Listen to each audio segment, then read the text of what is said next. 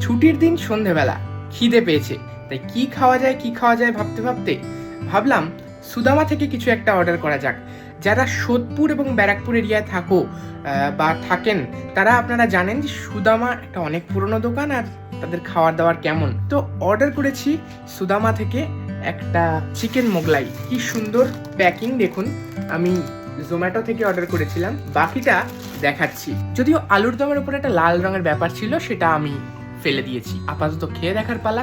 আলুর দমটা থেকে কেমন একটা মাংস মাংস গন্ধ আসছে। ভেতরটা আমি একটু দেখিয়ে দিই, কি সুন্দর পুরটা দিয়েছে, দারুণ না? যেহেতু ডেলিভারি হয়েছে তাই একটু মুচমুচে ব্যাপারটা কমে গেছে, ক্রাঞ্চি ব্যাপার থাকে এটাতে।